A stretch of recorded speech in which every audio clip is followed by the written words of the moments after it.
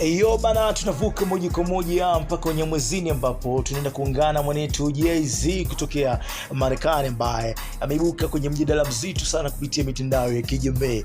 Bana, Jay-Z of course amemshtaki mwanamke ambaye alimchafua huyu bana. Sasa hii info iko vipi? Bana, baki na mimi kusaniwa spape. Of course Jay-Z amefanya issue ambayo bana amefungua kesi ya kuchafuliwa dhidi ya mwanamke alimtuhumu bana kwa kuweza kumbaka mwaka 2000. Anadai kuwa ikiwa ni mwanamke huyo tayari alishakiri kuwa yalikuwa ni madai ya uongo, basi hiyo inamfanya achukue hatua za kisheria zaidi bwana kwa wakili wake Boss B kwa kumchafua.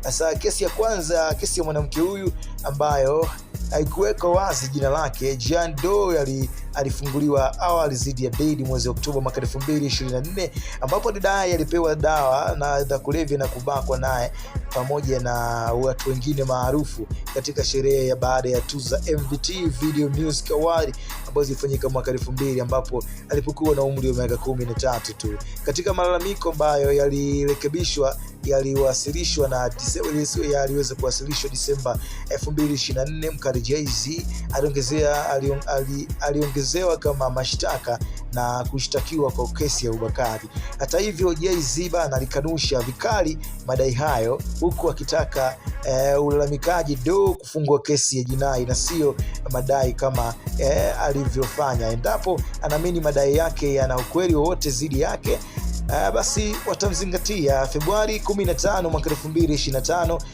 mawakili wa mwanamke huyo walitoa taarifa ya mteja wao kufuta kesi dhidi ya mastaa hao, na uamuzi huo bana ulikuja ukiwa na kipengele cha kutofunguliwa tena kesi hiyo katika siku za usoni, wakidai madai hayo hayakuwa ya ukweli wowote. Kwa hivyo mkali Jay-Z ameamua kumshtaki mrembo huyo ikiwa ni wiki moja tu tangia ripoti kuwa kesi hiyo bana ni ya uongo kupitia mawakili wake. Also bana, ni mwanetu Jay-Z ameamua ni sio case, ushamua kunichafua basi acha tumalize na sisi utata kama inavyotakiwa kuwemo bana. Mimi naitwa Chris Msanuaji.